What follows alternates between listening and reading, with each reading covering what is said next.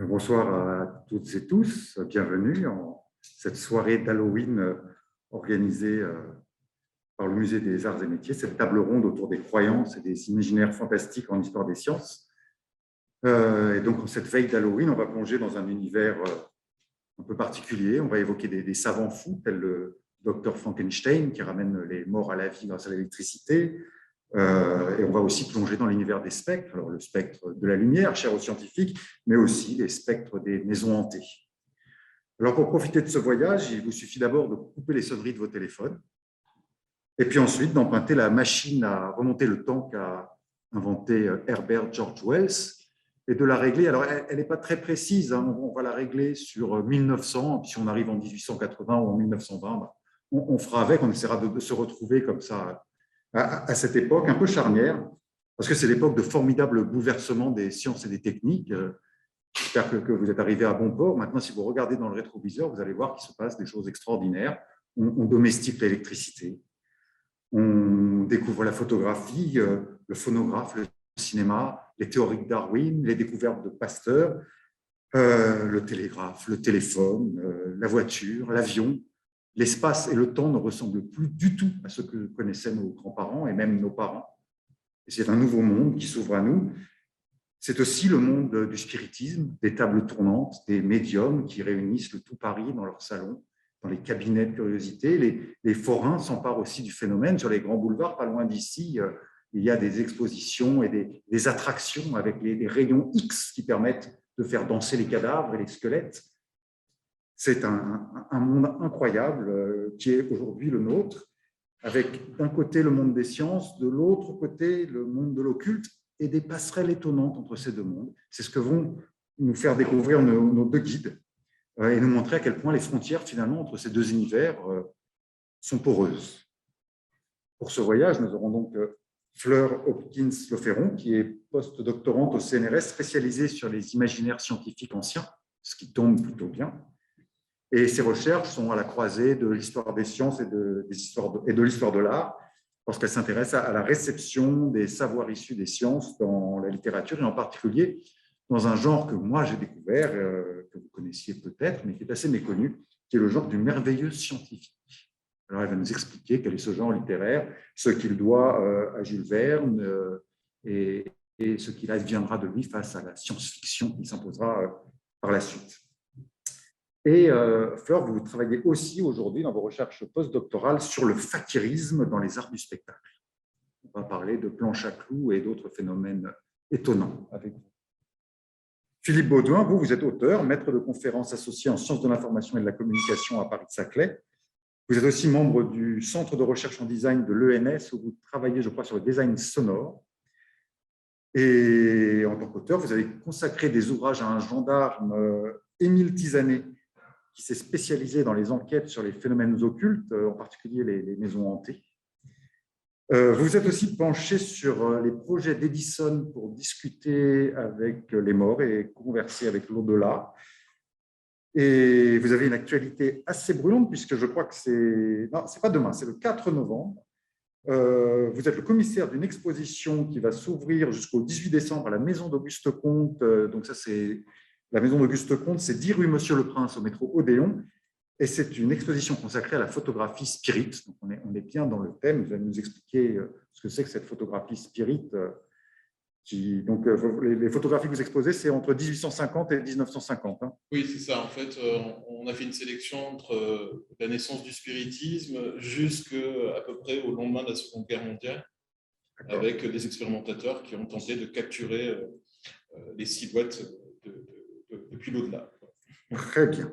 Et vous sortez 2 livres début novembre. Le premier aux éditions Ebuck, je ne sais pas si je prononce bien. Oui, c'est la collection Ebuck chez Gallimard. Ce sont les beaux livres chez Gallimard, des gros livres illustrés. Et donc, celui-ci s'intitule « Apparition, les archives de la France hantée ». Et c'est un recueil, c'est 12 récits d'enquête sur des phénomènes paranormaux. Et l'autre ouvrage que vous sortez là chez Pyramide Édition, à peu près au même moment, aussi début novembre, s'intitule « Surnaturel ». Et là, c'est une histoire visuelle des femmes médiums, avec des photos que j'ai pu voir en avant-première. Donc, vous m'avez il y en aura une qui, je pense, se promènera sur l'écran tout à l'heure. Vous allez voir, ce sont des photos assez spectaculaires de phénomènes paranormaux. Et avec vous, on va aussi parler de machines étonnantes. On va pas parler que de spectres, on va aussi beaucoup parler de machines, ce qui a du sens ici. Donc, Fleur et Philippe vont commencer par nous immerger dans leur univers très riche et parfois un peu terrifiant. Et puis ensuite, vous pourrez leur poser toutes les questions que vous voulez, simplement en levant la main. Et pour des raisons techniques, je reformulerai vos questions, enfin, je les répéterai simplement pour que les gens qui nous suivent à distance grâce au phonotéléphote, c'est ça, imaginé par Jules Verne en 1889, c'est ce dispositif-là qui permet d'échanger de l'image et du son en même temps à distance. C'est un dispositif extraordinaire. Et donc, il y a des gens qui nous suivent, qui ne sont pas dans cette salle, mais qui sont avec nous, incroyable, et qui nous suivent en ce moment même, qui eux aussi vont pouvoir nous poser des questions en les tapant sur les claviers d'un méga calculateur et qui vont nous être transmis par notre médium, qui est ici, Delphine Picard, qui va nous relayer leurs questions. Vous voyez qu'on ne recule devant rien ici. Et bon, on va commencer, hein, parce que voilà, je ne vais pas monopoliser la parole, maintenant je vais surtout me taire.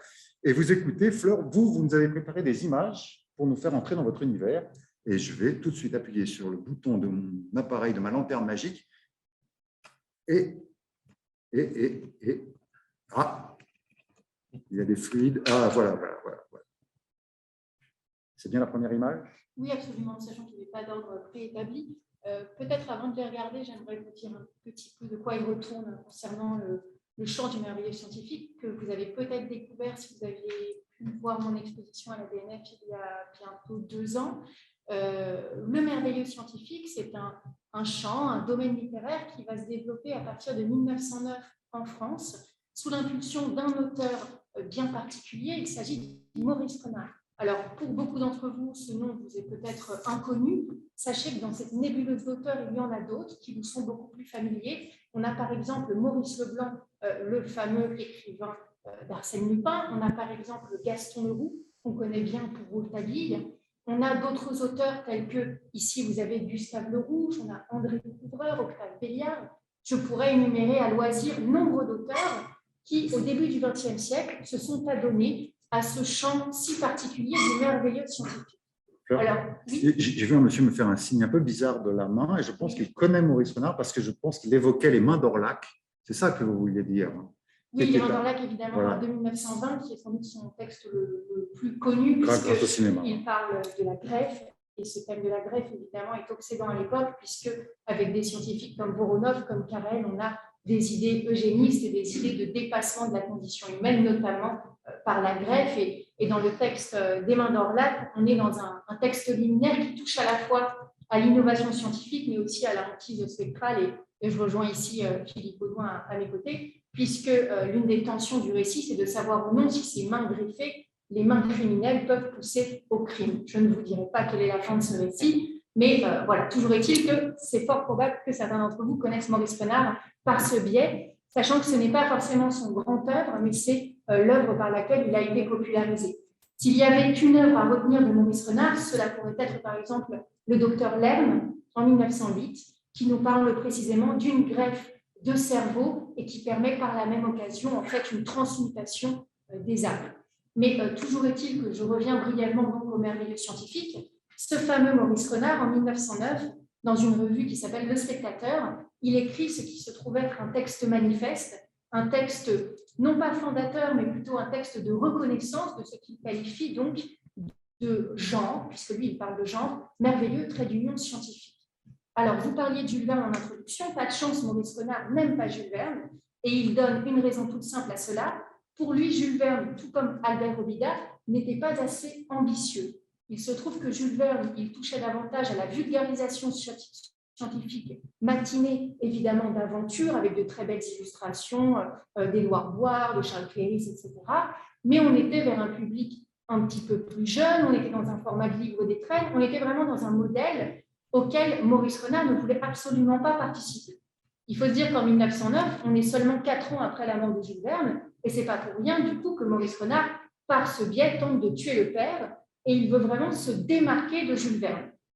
Donc, d'une part, il dit, moi, mes romans, et ceux de mes pères, il ne va pas s'agir de spéculer sur une invention qui existe déjà, comme par exemple le fait Jules Verne avec le sous-marin de Fulton. Dans mes récits à moi, il va s'agir de regarder de biais, de manière légèrement déformée le présent, et d'imaginer ce qu'il pourrait advenir si tout d'un coup, aujourd'hui, on a un sérum pour rendre invisible, on a une machine qui vous bombarde de rayons et qui vous permet de devenir invisible à la matière, on a une machine à lire les pensées, etc., etc. Donc, première dissension très forte avec Jules Verne, mais aussi avec Wells, puisque au début de sa carrière, il va très fortement se recommander de Wells, puisqu'il apprécie chez lui la machine à explorer le temps, il apprécie notamment le livre du docteur Moreau, mais très vite, il se détache aussi de ces thèses qui sont plutôt à portée sociale, de la philosophie sociale, puisque Maurice Renard, il veut plutôt faire de son roman un laboratoire de pensée, c'est-à-dire, par la force du roman, donner à penser à son lecteur, lui donner des outils suffisamment intéressants et intelligents pour qu'il puisse, non pas deviner ce qu'il adviendra au XXIe siècle, au XXIIe siècle, on n'est pas dans l'anticipation, ce n'est pas le but, c'est simplement l'outiller pour imaginer ce qu'il appelle les menaces imminentes du possible. Alors, je vous avais montré, par exemple, sur la première image, on peut retourner en arrière, Gustave Le Rouge, le prisonnier de la planète Mars. Alors là, je vais me contredire, puisqu'en fait, Gustave Le Rouge était plutôt un suiveur de Jules Verne. La critique de l'époque le surnommait le Jules Verne des midinettes, donc ça vous donne un peu le ton. Gustave Le Rouge a été un grand romancier d'aventure, il a publié nombre de feuilletons, et dans ce récit, vous voyez un homme, Robert Darvel, sur la couverture, qui s'acharne contre un martien qui est une chauve-souris, et donc tout bêtement, il doit survivre à la surface de Mars. Petit point amusant qui rejoindra peut-être certains questionnements de Philippe, c'est que pour aller sur Mars, on n'a pas de fusée, on n'a pas d'obus, on a une espèce d'olive géante qui est animée par la force psychique d'un fakir qui tout simplement donne le carburant, et par la suite, Robert Darvel, va sur Mars. Ça, je suis sûre que voilà, Philippe, sur la force odique, sur toutes ces questions de force psychique, il aura beaucoup à compléter. Je vous montre peut-être l'image suivante, je vais rapidement les commenter pour vous mettre dans le bain. Ici, on a André Couvreur et Michel Corday, le lynx. Ce qui est intéressant, c'est qu'André Couvreur, comme beaucoup d'auteurs de cette nébuleuse, et j'insiste vraiment sur la caractéristique de nébuleuse, puisque à aucun moment vous allez avoir une collection qui va être estampillée merveilleux scientifique, et de même, quand on fait un dépouillement précis des journaux de l'époque, on se rend compte que l'expression, bien qu'elle ait été choisie avec soin par Maurice Renard, et j'y reviendrai à l'instant, elle ne va pas forcément prendre dans l'imaginaire collectif ni dans la critique. Le Mercure de France et autant de revues littéraires reconnues vont réemployer l'expression, mais ce qui va peut-être faire défaut à Maurice Renard et ses pairs, c'est que jamais l'expression n'est passée dans le langage commun comme aujourd'hui science-fiction. Je ferme cette parenthèse, mais simplement, vous voyez qu'André Couvreur était un médecin, et vous aurez plein d'autres auteurs, comme par exemple Octave Béliard, lui aussi médecin. Vous avez Raoul Bigot, qui était ingénieur, Henri-Jacques Proumen, qui a écrit plusieurs livres sur les rayons X. Donc, certains de ces auteurs étaient de très fameux scientifiques, des personnes extrêmement calées en sciences, et ils utilisaient le roman, je vous l'ai dit, comme un laboratoire de pensée, comme une paillasse, comme un moyen en fait de réinjecter dans l'intrigue des connaissances scientifiques. Un exemple que je n'ai pas en image parce que la couverture est d'une tristesse accablante, c'est Les petits hommes de la Pinède d'Octave Béliard, et il nous raconte tout simplement qu'un savant zélé va utiliser la bipartition cellulaire pour créer une peuplade miniature et en devenir le dieu. Là, je vous raconte la fin, je vous la gâche. Tout simplement, la peuplade va découvrir que cet homme est fait de chair et de sang exactement comme eux, et le petit peuple va évidemment se venger. Là, dans ce récit d'André Couvreur, encore une fois, qui a plus ou moins inventé un prototype de savant fou, qui s'appelle le professeur Tornada.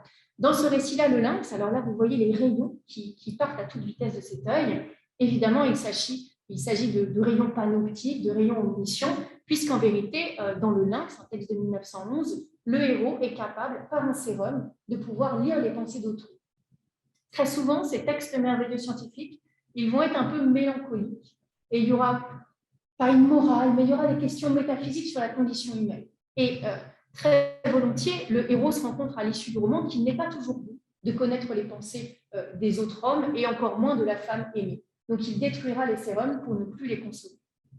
L'image suivante, il s'agit de Jean de La Hire, un nom sans doute que vous connaissez, parce que ça a été un éminent auteur de romans populaires en son temps, L'homme qui peut vivre dans l'eau. Je ne sais pas s'il est vraiment nécessaire de vous raconter l'intrigue, puisque le titre est extrêmement transparent.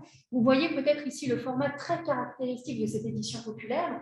Il faut vraiment se dire que ce récit merveilleux scientifique, il va apparaître à une époque éditoriale particulièrement heureuse, puisque dès 1905, on va avoir différents éditeurs. On va avoir Rouff, Talandier, Ferenczi, etc., qui vont vraiment lancer les collections populaires, les collections qui ne coûtent pas très cher et qui vont permettre à tous ces récits d'être extrêmement lus. Petite parenthèse pour vous dire que ce fameux Maurice Renard que j'évoquais en début, en toute introduction, lui, il voulait faire du chant merveilleux scientifique un genre littéraire absolument reconnu. Et c'est pourquoi il aspirait notamment à publier aux éditions du Mercure de France. Le but, c'était véritablement, il le dit dans ses archives, de rénover le récit scientifique qui, selon lui, n'était pas arrivé suffisamment à ses fins avec des auteurs comme Jules Verne, comme Wells et comme d'autres. Vous voyez sensiblement pourtant toutes ces couvertures que je vous montre, qui sont réalisées par des affichistes peintres de l'époque, comme Gino Staras, comme Maurice Toussaint, comme Georges Vallée. Ce sont à chaque fois des collections populaires et que, de fait, le merveilleux scientifique s'est abondamment propagé, diffusé par ce véhicule populaire.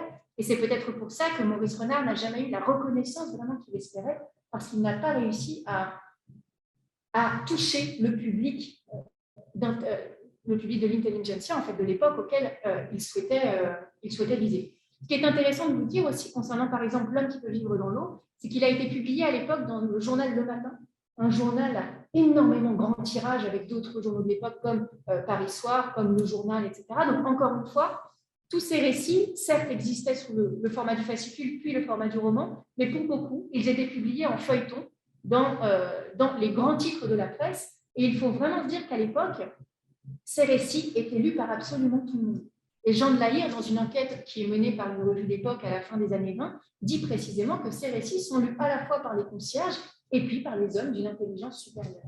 Donc, ces récits touchaient absolument tout le monde, intéressaient absolument tout le monde, puisque, comme on l'a dit en introduction précisément, ils arrivent à un point nommé dans un contexte où science et pseudosciences dialoguent en permanence, dans un contexte où les découvertes scientifiques et pseudoscientifiques favorisent l'émergence de ce genre littéraire. Pourquoi Maurice Renard a choisi l'expression merveilleuse scientifique, laquelle il répudiera en fait tout au long de sa carrière, puisque par la suite il dira je refuse cette expression, je préfère dire conte à structure savante, je préfère dire roman d'hypothèse. Il va essayer à chaque fois de bousculer un peu le champ littéraire et de trouver d'autres étiquettes qui ne prendront malheureusement pas non plus, puisque l'expression anticipation était déjà passée par là, en fait, de par Wells. Mais ce n'est pas anodin que Maurice Renard ait choisi en 1909 merveilleux scientifique. Puisqu'en fait, cette expression, elle est utilisée en 1894 par le physiologiste Joseph-Pierre Durand-de-Gros pour qualifier précisément l'époque de son temps, qui, selon lui, est caractérisée par le fait que quelqu'un comme Charcot, à la salpêtrière, va apporter l'hypnose et va donc scientiser, en quelque sorte, quelque chose qui était considéré jusqu'alors comme une pratique surnaturelle. Et de fait, le merveilleux scientifique, quand vous lisez ces romans, que vous pouvez encore lire sur Gallica, que vous pouvez retrouver en réédition, vous vous rendez compte que très souvent, l'intrigue, qui doit être absolument crédible, c'est vraiment Maurice Renard, il dit tiens, il faut que ce soit crédible de bout en bout. Le principe, c'est simplement qu'on va altérer une loi physique, chimique, biologique, et de là va découler de manière absolument logique toute la suite du récit. Et très souvent, il s'agit d'une découverte, d'une machine, d'une avancée scientifique qui, en vérité, va rationaliser un phénomène qui jusqu'alors était considéré comme surnaturel. Par exemple, je vous ai parlé de différents sérums. Vous avez dans les contes de fées, Madame le Prince de Beaumont, La Belle et la Bête, un miroir magique qui vous permet par exemple le don d'ubiquité, vous permet de voir au loin. Dans le récit merveilleux scientifique, l'ubiquité, elle va être atteinte par des capacités psychiques totalement rationalisées ou encore une banale machine scientifique. Et c'est comme cela dans chacun de ces récits, dans chacun de ces romans, c'est toujours comme ça, une découverte scientifique, une avancée rationalise ce qui n'était jusqu'alors qu'un événement surnaturel.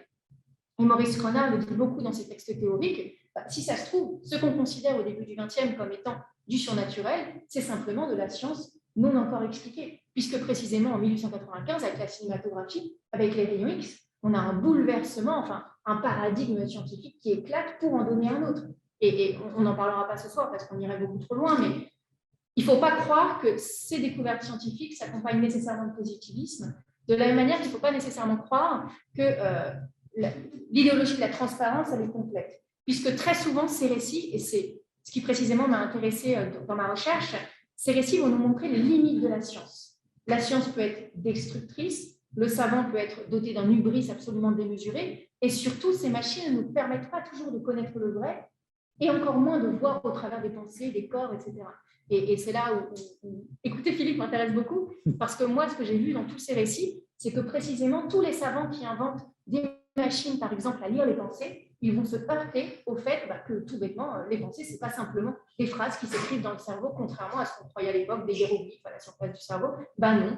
Quelqu'un comme André Mauroy, avec un académicien très reconnu, nous dit en 1937, non, la machine à lire les pensées, certes, je vais mettre un espèce de tube qui va amplifier le petit murmure que vous prononcez de manière inintelligible pendant que vous pensez, mais votre pensée, c'est aussi des images. Et les images, je ne peux pas les saisir. De fait, mon invention scientifique est lacunaire, elle est trompeuse, et toujours cette fameuse morale, peut-être que ce n'est pas si bien que ça, d'entendre les pensées de chacun. Je ferme cette longue digression et je continue sur la prochaine image. Alors, justement, en plein dans le mille, la lumière bleue de Paul Féval, fils, vous remarquez ce nom, vous reconnaissez évidemment que c'est le fils du fameux Paul Féval. Il écrit La lumière bleue en 1930, et c'est un récit qui nous raconte que le savant surgère, tout simplement, à l'aide de rayons un petit peu exotiques, il parvient à photographier la pensée, sauf que, encore une fois, il se heurte au fait que cette pensée n'est pas donnée, elle n'est pas transparente, et chaque fois, il va devoir mettre au point une traduction, un langage qui lui est propre pour pouvoir comprendre ce qui se trame tout simplement dans la cervelle de son cobaye. On peut continuer. La machine à fabriquer des rêves, et encore une fois, je sais que Philippe a travaillé sur les machines à voir les rêves, donc il aura sans doute d'autres choses à dire de son côté. Ce texte de Clément Vautel est peut-être un des rares textes merveilleux scientifiques à véritablement se poser la question d'une extension d'une découverte à la société entière, puisque ce qui est très caractéristique dans le champ merveilleux scientifique, c'est que ces auteurs préfèrent plutôt se concentrer sur un héros et les conséquences de la découverte ou de l'invention dans la vie resserrée du héros. Mais très rarement, on étend cette découverte à l'entièreté de la société. C'est plutôt des auteurs comme Jacques Spitz qui sont beaucoup plus tardifs, des années 30, et qui, eux, un peu dans une forme de science-fiction à l'américaine plus tardive, se tentent en fait à cet essai d'étendre la découverte scientifique. Toujours est-il que dans la machine à fabriquer des rêves, le savant que vous voyez ici sur la couverture, Lesna, il va mettre au point un espèce de piano mental, un espèce d'oniroscope qui lui permet de créer des rêves à volonté. Et ce qui est amusant, c'est que ce sont des rêves scénarisés. Donc un petit peu comme un jeu vidéo aujourd'hui. À l'époque, vous aviez Pierre Loti, vous aviez H.G. Wells, etc., qui prétendument écrivaient des scénarios pour cette machine à rêve, et il vous suffisait de vous étendre, de vous endormir, et puis de rêver un rêve scénarisé absolument divertissant.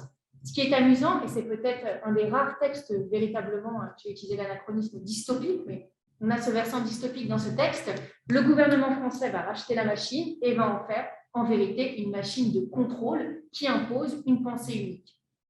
Évidemment, ce n'est pas anodin du tout que ce texte réutilise cette idée d'une machine de contrôle, puisqu'à la même époque, vous avez la théorie de la psychologie des foules de Tarde, de Lebon, donc cette idée qu'on peut effectivement utiliser un moyen d'emprise par un leader charismatique sur une foule réduite donc à une unique âme. Et puis surtout, vous avez des inventions contemporaines comme le pianola.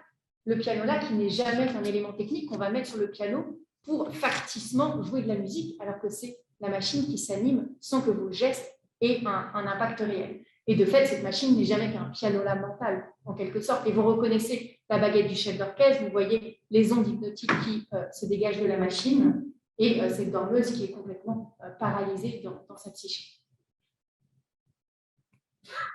Alors, Le Maître de la Lumière de Maurice Renard, c'est un texte un peu plus tardif qui date de 1933. Ici, vous avez une réédition de 1948. Alors, je ne sais pas si cette couverture est suffisamment explicite pour vous dire de quoi il retourne. Vous voyez un homme en négatif derrière une fenêtre, et il se trouve en fait que cette fenêtre, c'est une fenêtre de luminite. Alors la luminite, qu'est-ce que c'est? Ça n'existe absolument pas, mais c'est une matière que Maurice Renard invente, et elle lui permet tout simplement d'enregistrer absolument tout ce qui se passe dans son champ de vision. Vous avez évidemment des textes plus tardifs, notamment en science-fiction américaine, qui parlent de slow light, donc cette idée vraiment de ralentir la lumière. Et c'est un exemple assez caractéristique pour vous expliquer comment le merveilleux scientifique et ses textes sont très souvent un pot-pourri d'influence. Puisqu'en vérité, avec Le Maître de la Lumière, cette idée qu'il y a une fenêtre qui peut vous permettre d'enregistrer le passé et donc de résoudre un crime qui s'y déroulait, puisqu'évidemment, il faut aussi une intrigue romanesque, pas juste une bonne idée scientifique. C'est vraiment la conjonction de différentes découvertes, spéculations, inventions. Avec ce thème, vous retrouvez par exemple le thème de la chronoscopie. Cette idée, développée notamment par Camille Flammarion, qui voudrait que si l'on regarde suffisamment loin dans l'espace, on pourrait voir, capter une image du temps passé si on arrive à orienter un rayon de lumière vers un écran approprié comme un astre. Donc ça, c'est effectivement la chronoscopie. On a aussi, bien avant, mais c'est quelque chose qui reste dans les imaginaires collectifs, le développement des optogrammes. Cette idée développée en 1876-1877 par Kuhn et par Boll, qui ont étudié la rhodopsine et donc le fonctionnement de l'œil qui s'assimile en fait à un laboratoire photographique.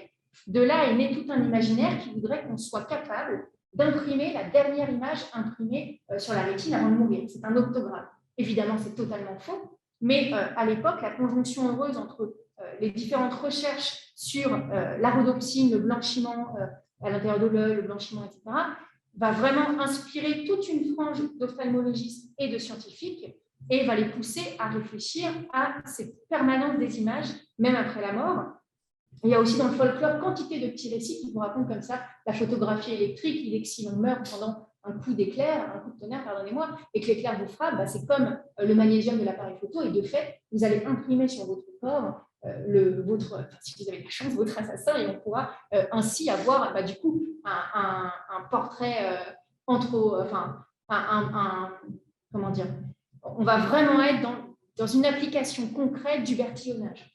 On a vraiment accès non pas au portrait robot, mais au portrait criant de vérité, un portrait presque christique sur un sanctuaire qui est le corps humain. Donc, je vous ai dit tout ça. Et puis, on a aussi une autre croyance, cette fois spirit de l'époque, celle qu'on pourrait tout simplement, en touchant les murs, capter les images du passé. Et ça, c'est encore une fois Camille Flammarion, qui est une figure qui a écrit aussi des récits qu'on pourrait qualifier non pas de merveille scientifique, mais plutôt qui ont pu inspirer le mouvement merveille scientifique, puisqu'il va parler à de nombreuses reprises de métampsychose, c'est-à-dire de réincarnation de l'âme. Il va parler effectivement de psychométrie, cette idée de pouvoir imposer sa main quand on est quelqu'un de sensitif et percevoir les images du passé. Donc, je vous passe toutes ces anecdotes, mais sachez simplement qu'un récit comme ça, c'est vraiment un pot pourri, effectivement, de tout ce que donne la science et la pseudoscience de l'époque. Et à partir de là, ces auteurs composent à leur sauce une intrigue romanesque. Et on sait très bien que Maurice Renard était un lecteur de la nature, il était un lecteur de la science illustrée. Et moi, dans ses archives, j'ai retrouvé des petits feuillets où il mettait, imaginez un récit qui raconte qu'il y a des salamandres sur le soleil, imaginez qu'un aérolite est tombé à tel endroit. Ces auteurs étaient des consommateurs de science. Pour certains, je vous l'ai dit, des connaisseurs, des connoisseurs de science. Certains étaient même des praticiens occultes, ils allaient aux séances de table tournante, ils appartenaient à des cercles spirites. Je vous ai donné l'exemple effectivement de Camille Flammarion, mais un autre auteur que je n'ai pas mis dans ces images, Henri-Jacques Chromel, était magicien, il était duelliste, il était auteur de merveilles scientifiques. Et tout ça, ça nous donne effectivement des figures qui nous semblent aujourd'hui éminemment exotiques, mais qui en fait sont simplement le produit de leur époque, où effectivement la frontière entre science et pseudoscience, ou plutôt devrais-je dire métapsychie, puisqu'à l'époque, on s'intéressait à ces phénomènes qui étaient à la lisière en fait, de la science. Et encore une fois, Philippe me complétera, donc je ne veux pas trop anticiper sur ce que lui pourra dire, mais tous ces auteurs sont effectivement une manifestation de ça, de cette époque du début du XXe siècle qui est extrêmement favorable à l'émergence d'une rationalisation du surnaturel. Peut-être qu'il y en a d'autres encore, je ne sais plus. La roue fulgurante de Jean de la Hire est un texte de 1908. De fait, qui a été publié encore une fois en feuilleton dans le Matin. Et alors, je ne sais pas si je ne vais pas vous interroger, mais s'il vous est possible de deviner de quoi il retourne dans ce texte, la roue fulgurante, on a cette espèce d'orbe dans le ciel. Et bien, en vérité, il s'agit du tout premier récit de soucoupe volante français, avant même les premiers témoignages aux États-Unis en 1947. Et dans ce récit, qui évidemment est un récit fleuve, puisque faut bien se dire que les feuilletonistes étaient payés à la ligne à l'époque, donc ils avaient évidemment tendance à étirer un peu ces récits en longueur. Et dans ce texte, la roue fulgurante, Jean de la Hire nous raconte qu'une espèce de roue lumineuse dans le ciel enlève, rapte sur Terre différents héros, les dépôts sur Mars, les dépôts sur Vénus, etc. Quantité de combats vont avoir lieu entre différentes entités extraterrestres. Et fait intéressant, pour revenir sur Terre, vu qu'ils n'ont plus accès à aucun bolide, il va leur falloir réincarner leurs âmes dans des corps morts à la morgue. Et c'est là qu'intervient tout bêtement un fakir, un hindou qui est capable d'extraire leur âme et de l'incarner dans les corps morts terriens. Mais ce qui est intéressant avec cette couverture, je serai très brève dessus, mais toujours pour vous montrer, en fait, j'emploie grossièrement le mot pot pourri, mais parce que je le trouve assez significatif. Cette couverture, quand on s'intéresse à ce qu'on appelle la culture visuelle en fait, du début du XXe siècle, on se rend compte que cette roue lumineuse, elle renvoie autant aux roues de Catherine, de feu d'artifice, ces fameuses roues gerboyantes. Elle renvoie aussi, là c'est moi qui tire un peu le fil, mais c'était très bien dans ma recherche de faire ça, en fait à un fond de l'œil, puisqu'il ne faut pas oublier qu'en 1864, Hermann von Helmholtz va vraiment développer toute la question de la vision en optique, des phénomènes qui se passent à l'intérieur de notre œil. Et c'est lui notamment qui va développer l'ophtalmoscope et qui va nous permettre d'aller voir dans l'œil. Et précisément, si on regarde en prenant à côté les représentations oculaires de l'époque, on se rend compte qu'on a le point aveugle, on a en fait tous les éléments qui sont vraiment constitutifs de la physiologie oculaire. Et ce qui est intéressant, c'est que si on étudie les récits de l'époque sur les métempsychoses, sur les réincarnations, les désincarnations, etc., ça a beaucoup de sens en fait, d'utiliser un œil. Je vais fermer là-dessus, pas m'étirer sur cet exemple. Un autre exemple que j'aime beaucoup, l'homme qui voit à travers les murailles. Alors encore une fois, un titre extrêmement explicite. Je ne sais pas si vous voyez de là, c'est Guy de Terramont. Guy de Terramont était un auteur extrêmement populaire qui a beaucoup publié dans ses collections que maintenant vous pouvez peut-être identifier effectivement comme étant des collections populaires.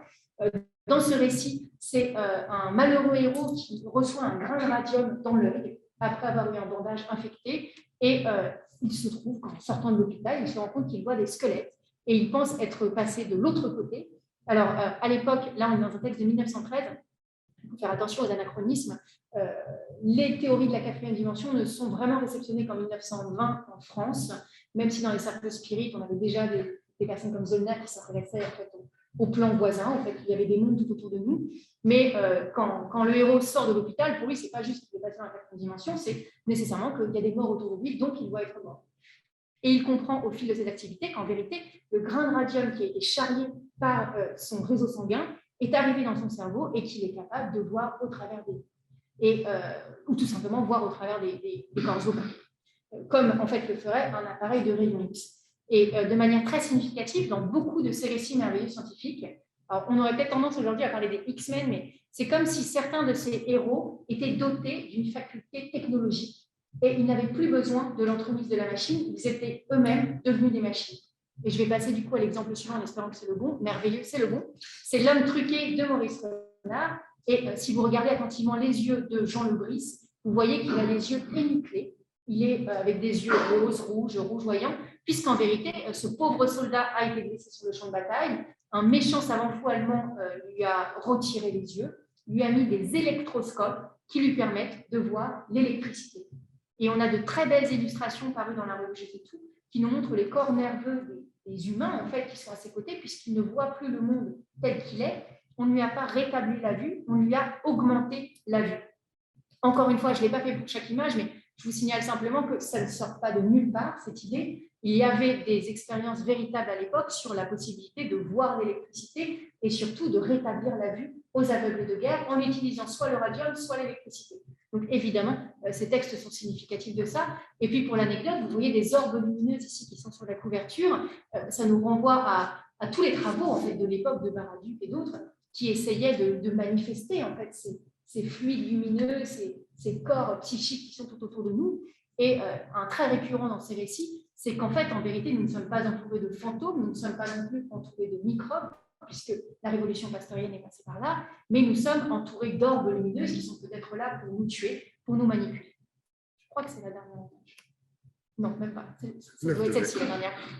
Et je terminerai donc sur l'œuvre de verre. Jean-Pierre n'a pas écrit beaucoup de textes, mais celui-là est extrêmement significatif, puisqu'il nous fait part d'ectogénèse, cette possibilité tout simplement de pouvoir amener à maturation un être en dehors de l'utérus matriciel. Et ici, le titre explicite, c'est un œuf qui nous permet de créer cet homme surnaturel, alors pas au sens métapsychique, mais au sens, il a dépassé les limites de l'humain. Et très souvent dans ces récits, et là je rejoins la référence au monstre de Frankenstein dans l'introduction, très souvent la créature va tout simplement dépasser le maître, le détruire, puisque ces récits merveilleux scientifiques, effectivement, s'interrogent sur les limites de la science, mais ils s'interrogent aussi tout simplement sur les nouveaux règnes qui vont advenir. Et là, le darwinisme, le post-darwinisme est passé par là, mais il y a cette idée que ces créatures nouvelles, ces créatures que l'on va créer, sont peut-être tout simplement la fin de l'humanité. Et maintenant, je vais me tourner Merci beaucoup, Fleur. On va parler de Fakir avec vous tout à l'heure. Ne vous saurez pas rester là. Et je vais me tourner maintenant et tourner la machine. Hop, vers Philippe. Vous voyez ? Parfaitement. Parfaitement. Et donc là, on va quitter le monde de l'art et de la littérature pour rentrer dans la réalité et voir comment les fantasmes ou les imaginaires scientifiques et techniques, finalement, s'inscrivent dans le monde réel ou irréel ou surnaturel. Alors, pourquoi Edison et son phonographe? En quoi cette machine est-elle extraordinaire? Alors, bonsoir à toutes et à tous. Merci pour l'invitation et merci à Fleur d'avoir introduit tout cet imaginaire-là qui est assez fascinant.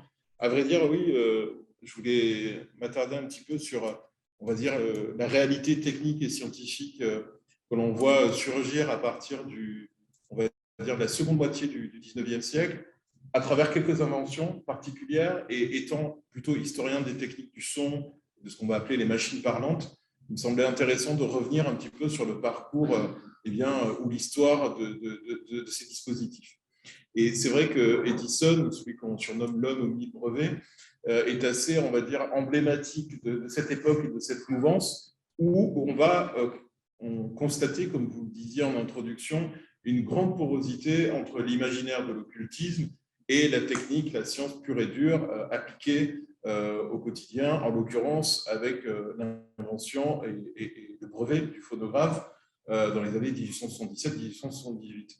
Alors, ce qu'il y a d'assez surnaturel, même si je n'aime pas trop le terme, ou plutôt d'irréel, ou du moins de troublant, tout simplement, dans l'histoire du phonographe, c'est que lorsque Edison brevette effectivement cet appareil, accessoirement d'ailleurs en récupérant l'idée de Charles Cros, il faut rendre à César ce qui est à César, le poète Charles Cros, français, qui conçoit et qui imagine le phonographe, Edison brevette cela très rapidement et surtout, lui, son ambition, ça reste un homme d'affaires, c'est de créer un véritable business là-dessus et encore une fois, de mettre en avant son inventivité, sa créativité et sa capacité à développer tout un effort industriel en la matière. Là où effectivement on rejoint un petit peu le merveilleux, pour reprendre ce terme-là, le merveilleux scientifique, c'est que lorsque le phonographe de Thomas Edison, dont on voit une photographie, effectivement, c'est l'un des premiers prototypes, l'un des premiers exemplaires du phonographe d'Edison, il pose fièrement à côté. Lorsque Thomas Edison va développer cet appareil-là, évidemment, il va missionner différentes personnes à travers le monde, à travers l'Europe. Et en Europe, en France précisément, à l'Académie des sciences en 1878, lorsque le phonographe est présenté par Théodose du Moncel, qui est physicien, qui était académicien, tout le monde attend vraiment de pied ferme, tout le monde est très impatient d'entendre une voix reproduite par un appareil. En fait, il faut se replacer un petit peu dans le contexte de l'époque. C'est la première fois où concrètement on va entendre la reproduction sonore d'une voix humaine. Donc c'est une expérience inouïe au sens strict du terme. Et dans l'assemblée, ce jour-là, de cette année 1878, se trouve un certain Camille Flammarion, tiens, on y revient, astronome, vulgarisateur scientifique, grand curieux devant l'éternel, et puis accessoirement très intéressé par les phénomènes spirites. Je pointe ça parce que vous allez voir que ça va jouer justement dans la perception que lui va avoir de cette expérience, puisque, je le rappelle, c'est une démonstration, c'est la première démonstration publique en France du phonographe. Il vient assister à cela, comme des dizaines et des dizaines d'autres personnes dans cet amphithéâtre, et Théodose du Moncel donc, va éprouver, on va dire physiquement, presque physiologiquement, la capacité extraordinaire, entre guillemets, du phonographe à reproduire sa propre voix. Il va enregistrer et faire entendre en direct sa propre voix. Et là, ce qui va se passer est assez déroutant, et Flammarion en parle dans L'inconnu et les problèmes psychiques, qui est un de ses ouvrages qui a eu beaucoup de succès au tout début du XXe siècle, en 1900. Il raconte cette histoire, il dit, voilà, Théodose du Moncel fait sa démonstration, et à ce moment-là, après avoir fait entendre sa propre voix reproduite par l'appareil, il y a un académicien d'un âge mûr, dit très pudiquement Flammarion, qui se lève et qui saisit à la gorge du Moncel en le traitant de ventriloque. Un académicien qui s'appelle Jean-Baptiste Bouillot, à l'époque, est un médecin un peu âgé, mais extrêmement sérieux, reconnu, réputé, et qui va non seulement avoir cet acte, ce geste très violent à l'égard du Moncel, qui va l'insulter, effectivement, qui va le traiter d'escroc, d'imposteur, et qui, au-delà de ça, va rédiger un rapport, quelques semaines plus tard, en expliquant par A plus B que non, en aucun cas, un appareil technique est capable de reproduire la voix humaine, parce que tout simplement, ce à quoi il est assisté, c'est un spectacle de ventriloquie, et que si l'on a entendu une voix, s'il n'est pas le seul d'ailleurs à avoir entendu une voix, c'est parce que tout simplement, Dumoncel a fait un usage assez singulier, je le cite, de ses fosses nasales. Voilà ce qu'il rédige comme rapport, et voilà le texte qui est publié dans les comptes rendus de l'Académie des sciences à l'époque. Bon. Ce qui est assez intéressant, assez troublant aussi et fascinant, en même temps qu'on se replace un petit peu dans ce rapport-là qu'il y a entre la science officielle, les prouesses techniques et les avancées technologiques de l'époque, c'est qu'on voit cet homme, Bouillot, effectivement, incapable, quelque part, de remettre en question ses propres structures de pensée, déjà, d'une part, parce que lui est vraiment resté sur une culture très académique, très classique, finalement, où la seule chose qui est capable de produire une voix, c'est un être animé, au sens étymologique du terme, c'est-à-dire quelqu'un qui est doué d'une âme. Et en l'occurrence, seul un être vivant, un être humain, plus précisément, est capable de parler, pour Bouillot. Et de ce fait-là, impossible de considérer qu'une machine soit en mesure de faire entendre une voix humaine. Donc, vous voyez déjà cette confrontation, elle est assez intéressante parce qu'elle signe quelque part une avancée, elle signe une remise en question aussi d'une forme de paradigme scientifique, et en même temps, elle fait appel aussi, du point de vue des imaginaires, effectivement, collectifs, etc., à une croyance quelque part au spectre aussi. Et ce n'est pas anodin par rapport à Edison, parce que effectivement, Edison, à partir de ces années-là, même s'il n'est pas présent, il n'est pas présent lors de cette démonstration publique en France, on est, je vous le disais, en 1878, le spiritisme existe déjà depuis 3 décennies. Il est arrivé en France en 1853, 1854, il est né aux États-Unis en 1848, et les tables tournantes, c'est quelque chose d'extrêmement populaire à l'époque. Et l'idée que les morts puissent se manifester par le son, par l'image, on en parlera peut-être avec la question de la photographie spirit, mais qu'ils puissent se manifester encore une fois par-delà la mort, par le son et la voix, c'est quelque chose qui, quelque part, hante aussi les esprits et a peut-être quelque part aussi, d'une certaine manière, un impact, y compris chez le public réuni ce jour-là à l'Académie des sciences. Donc, vous voyez ce lien, cette presque ce que j'appellerais une consanguinité entre l'occultisme et la science de l'époque, c'est quelque chose d'assez patent, je trouve, et d'assez parlant dans ce lien qu'on va essayer peut-être d'évoquer ensemble ce soir. Et puis aussi préciser pourquoi Edison. Edison, donc non seulement inventeur, ou du moins celui qui est auteur du dépôt de brevet, on va dire, pour rester bien français et préserver la mémoire de ce bon vieux Charles Cros, va s'intéresser au spiritisme. Il est né dans une famille qui pratique les séances de spiritisme, donc il baigne dans cette ambiance depuis très jeune. Et puis, il va vraiment s'intéresser, encore une fois, en tant qu'inventeur et aussi en tant qu'homme d'affaires, à la possibilité de mettre sur pied une machine qui amplifierait la voix des morts. Et ça, il s'y intéresse dès la toute fin, en fait, du 19e, début 20e, et il va même publier un texte qui s'intitule « Le royaume de l'au-delà », qui va être traduit en français plusieurs années après sa mort, en 1948. Dans mes souvenirs, Edison, je crois, meurt en 1931. Bref, et l'idée, c'est de dire, voilà, j'ai inventé le phonographe, qui est un appareil qui, pour le dire en 2 mots, permet d'amplifier des phénomènes sonores acoustiques qui étaient peut-être de l'ordre de l'inaudible, en tout cas qui permettent de les reproduire à volonté. Pourquoi ne pas étendre finalement cette possibilité technique et scientifique à la métaphysique et faire entendre la voix des disparus?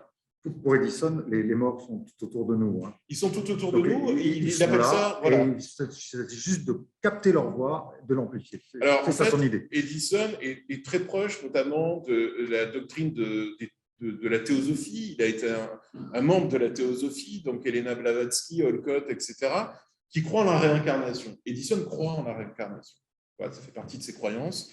Il croit en la réincarnation et il va essayer d'appliquer cette doctrine, cette croyance-là, en tout cas de la réincarnation, aux phénomènes acoustiques. Et il dit, une fois qu'un être humain meurt, son âme se disperse dans l'éther, dans ce qu'on appelle à l'époque l'éther, l'atmosphère, sous la forme de ce qu'il appelle des petites unités de vie. Et il imagine la possibilité qu'on puisse capter la mémoire, les souvenirs contenus dans ces petites formes de corpuscules, d'entités. Bon, lui, il appelle ça des unités de vie. Et on pourrait les amplifier et les enregistrer. Voilà son projet. Alors, son projet est resté inachevé parce que, tout simplement, Edison est mort. Il n'a pas eu le temps. C'était l'ultime projet de sa vie. Peut-être son ultime brevet aussi à déposer, qui sait. Mais son intention, c'était vraiment de permettre aux consommateurs, et notamment américains, d'avoir dans le salon, à côté du phonographe, ce que j'ai appelé le nécrophone et qu'on appelait déjà à son époque, même si lui, il n'a pas donné de nom à cet appareil, à côté du phonographe dans le salon, eh bien, d'avoir le nécrophone à disposition pour parler avec la grand-mère ou le grand-père décédé le dimanche, tranquillement, autour de la table. Bon. Et réellement, il y a une application concrète. Edison reste un homme d'affaires. C'est avant tout un homme d'affaires et il faut que chaque invention, il le dit de son vivant, ait une application concrète dans la vie quotidienne de ses concitoyens. Donc, voilà pour poser un petit peu la base, qui est une base très technique, très matérialiste presque, j'ai envie de dire, de cette forme de croyance-là. On inverse un petit peu la situation, c'est la science qui, quelque part, propulse et amplifie cet imaginaire qui est de l'ordre de l'occultisme. Et j'en viens effectivement à la deuxième image que je voulais vous montrer absolument ce soir, qui est une image un peu plus tardive de l'époque d'Edison, mais qui s'inspire directement, vous le voyez, je pense, avec ces sortes de cônes d'aluminium, de ce qu'on va appeler les trompettes spirites. On appelle ça des trompettes spirites. Les anglo-saxons, les anglais et les américains spirites, donc, vont utiliser toute une série d'instruments, d'appareils, et prétendre du coup entrer en contact avec l'au-delà et leur donner la parole. Et ces instruments en font partie. Alors là, vous voyez effectivement à l'écran une médium qui s'appelait Maud Klein. Donc on est dans les années 50, hein. C'est assez tardif, mais ces trompettes sont utilisées dès la toute fin du 19e. Le célèbre écrivain Arthur Conan Doyle, qui a écrit, on sait un petit peu moins, une grande histoire du spiritisme, on parle de ces trompettes et on peut en signaler l'existence dès les années 1890-1900. Elles sont fabriquées essentiellement aux États-Unis et on les utilise vraiment lors des séances de spiritisme, un peu comme la planche Ouija ou la planchette à esprit ou le crayon, la plume, etc. pour l'écriture automatique. On peut rappeler rapidement ce que sont ces planchettes. Je ne sais pas s'il y a beaucoup de spirites parmi nous. Mais... Alors, le Ouija, en tout cas, a une place de plus en plus importante au cinéma aujourd'hui, dans le cinéma fantastique, cinéma de genre, cinéma d'horreur.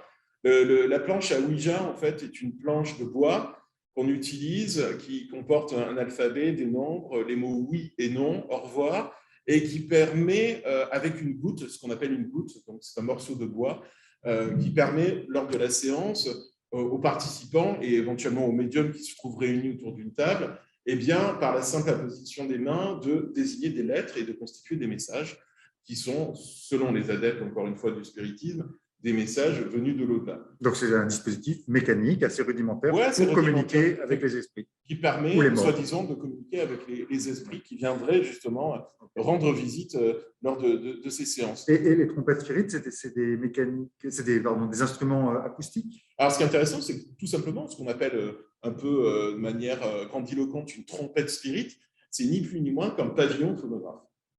Donc, c'est pour ça que je fais le lien directement avec Edison. Ce qu'on voit, ces cônes d'aluminium, au départ, étaient vraiment des pavillons de phonographe qu'on utilisait pour entendre justement le médium ou la médium, parce que c'était souvent des femmes, hein, porter ça à leur oreille et prétendaient entendre la voix des morts. Et puis, à d'autres occasions, elles parvenaient, comme cette femme, à les mettre en lévitation. Et à ce moment-là, lors de certaines séances un petit peu singulières, on va dire, les participants affirmaient entendre des voix surgir comme ça lors des séances et délivrer leur message. Et ces trompettes, qui sont encore une fois des pavillons de phonographes, permettaient l'amplification. Donc, on revient sur ce même principe de rendre audible l'inaudible et finalement d'apporter quelque part une preuve justement de ces phénomènes-là, en l'occurrence des phénomènes acoustiques. Comme je le disais tout à l'heure, j'ai essentiellement travaillé sur la question de la voix et du son appliqué à ce domaine de l'occultisme. Et c'est vrai que ça m'a beaucoup intéressé et j'étais assez frappé de cette filiation quelque part qu'on trouve entre la technique de reproduction du son de la voix et puis certaines formes de croyances qui convoquent l'instrumentation dite scientifique ou technique. Parce qu'il y a un point peut-être sur lequel il faudrait revenir, je pense, par rapport au spiritisme, et qu'on a un peu tendance à oublier. Lorsque Kardec forge le terme de spiritisme, c'est un mot français, avant on parle de modern spiritualism, ou de table tournante. Lorsque Kardec dit codifier et théoriser la doctrine spirit, lui, il conçoit le spiritisme comme une forme de croyance expérimentale et scientifique. Vraiment. Le spiritisme, à l'origine, lorsqu'il se développe à travers le premier livre de Kardec qui s'intitule « Le livre des esprits » en 1857, l'idée, c'est de proposer les bases et les fondations vraiment d'une religion scientifique.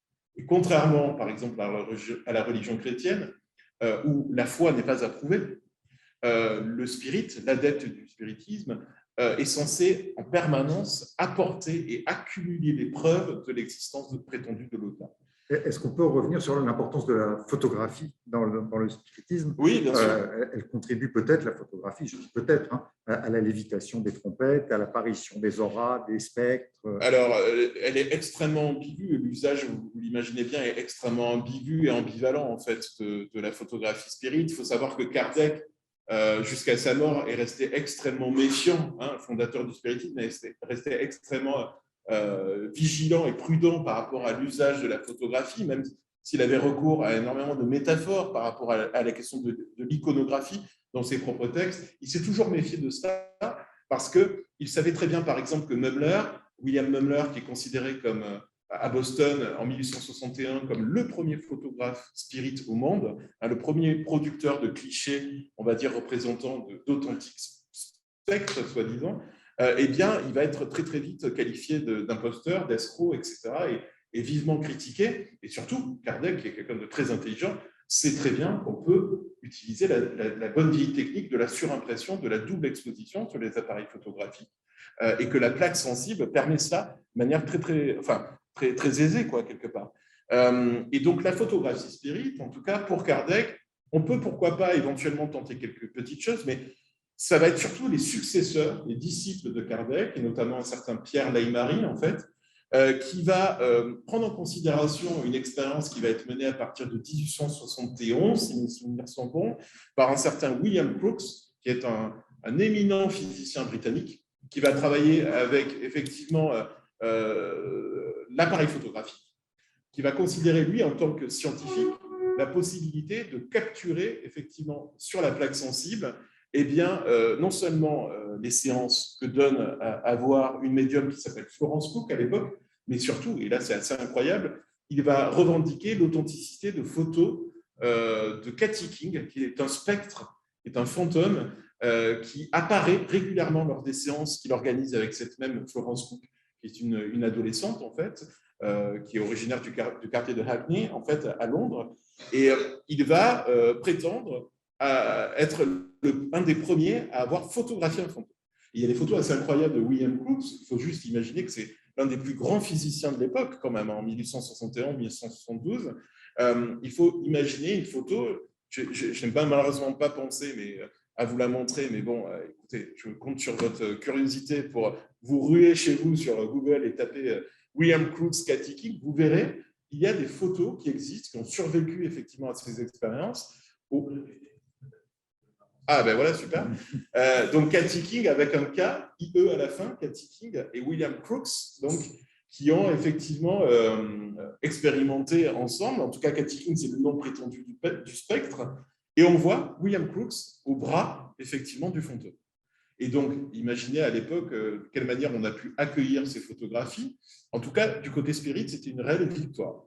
parce que c'était le moment où la science officielle, finalement, on va dire, franchissait le seuil, considéré comme vraiment dangereux, périlleux, où il y avait ce moment de basculement, où enfin la science acceptait la possibilité d'apporter une preuve tangible de la réalité, finalement, de ces phénomènes. Et donc, pour terminer sur la photo spirit, l'idée, c'est vraiment de dire, on a la possibilité, avec la photographie, qu'on considère vraiment comme un instrument objectif, neutre, qui est incapable d'être hypnotisé quelque part. Si la photographie est capable de montrer ces revenants, c'est que réellement, ils ont une assise matérielle, tangible, possible. Et donc, certains disciples de Kardec, certains spirites en France, mais d'autres en Europe, etc., vont participer à la fondation et au développement de cette tradition photographique un peu oubliée aujourd'hui, encore que on essaie justement à travers l'exposition dont je suis l'un des commissaires, de montrer effectivement quelle incidence ça a pu avoir sur le plan social, sur le plan psychologique, sur le plan culturel, et de montrer justement qu'il y avait à la fois des photos ouvertement truquées, où quelque part les amateurs éclairés de l'époque reproduisaient cette technique de surimpression et dans l'album de famille donnaient à voir l'image de fantômes, etc., etc. Et puis des expériences dites scientifiques où on va avoir de la même manière, avec d'étranges similitudes, ces mêmes images produites. On peut peut-être avancer sur la sélection que je voulais vous proposer. Alors, qu'est-ce que cette machine ? Alors, le réflectographe, effectivement, c'est un appareil qui est une des machines, à ma connaissance, les plus imposantes utilisées par les spirites, les disciples de la doctrine spirit. Alors, c'est un appareil, en fait, qui a été inventé dans les années 20, années 30, pendant l'entre-deux-guerres, et qui permettait finalement de soulager et d'épauler le médium lors des séances pour communiquer, en fait, les messages prétendument venant de l'au-delà, à l'aide d'un clavier que vous voyez devant les mains du médium, qui se trouve dans ce qu'on appelle le cabinet spirit. Le cabinet spirit, c'est une sorte de chambre noire, quelque part, de lieu où, soi-disant, les médiums condensent leur fluide et sont à même de produire des phénomènes plus ou moins spectaculaires. Eh bien, ces médiums, que le spiritisme considère comme des instruments, comme des intermédiaires avec l'au-delà, quelque part, mais surtout comme des machines, vraiment, hein. Kardec emploie le terme de machine, il dit que les médiums sont semblables aux opérateurs de télégraphie et permettent de relier d'un point A à un point B et d'établir une communication. Il insiste vraiment sur cette définition, on va dire, machinique de ces hommes et surtout de ces femmes médiums. Eh bien, à l'époque, certains spirites vont dire effectivement, si ces êtres humains qui sont soi-disant dotés de facultés exceptionnelles peuvent mettre à contribution justement leurs efforts psychiques, physiques, physiologiques, pourquoi ne pas les aider? Et pourquoi ne pas inventer, par exemple, un clavier qui permettrait aux médiums qui, en état de modifier de conscience, pour le dire vite, en transe, de taper sur les touches, comme sur un piano, et de faire apparaître sur un écran qu'on ne voit pas sur cette photo, malheureusement, mais les messages directement et faciliter, fluidifier la réception de ces messages. Donc ça fait partie des images d'archives que j'ai réussi à trouver pendant ces dernières années de recherche. Je me suis énormément concentré sur les liens justement entre l'histoire des techniques, l'histoire des machines et on pourrait appeler plus largement l'histoire de la parapsychologie, voir de quelle manière ce que j'ai appelé les machines occultes avaient pu laisser comme trace, notamment dans les photographies d'expérimentation. Donc voilà un exemple avec le réflectographe, effectivement, qui donne à voir ces étranges communications avec l'au-delà, mais des communications, encore une fois, appareillées. Alors, toujours dans cette tentative, effectivement, d'éprouver et d'expertiser aussi, quelque part, ces prétendus pouvoirs extraordinaires des médiums, il y a des hommes comme Howard Carrington, que vous voyez en pleine expérimentation avec différentes médiums de l'époque. Carrington, en fait, qui est un chercheur et un illusionniste en fait, d'origine britannique, qui va vivre très longtemps aux États-Unis, qui va émigrer là-bas, qui va travailler avec des gens comme Harry Houdini, hein, le grand illusionniste.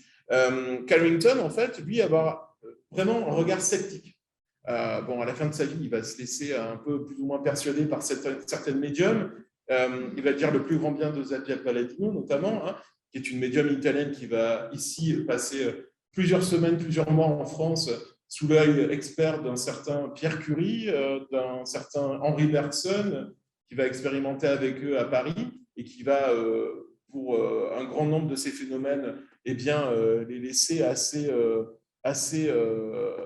désemparés par rapport aux phénomènes qu'elles produisent, Zappia Palladino. Carrington va écrire tout un bouquin sur Palladino. Là, ce n'est pas Zappia qu'on voit à l'écran, ce sont des médiums beaucoup moins connus.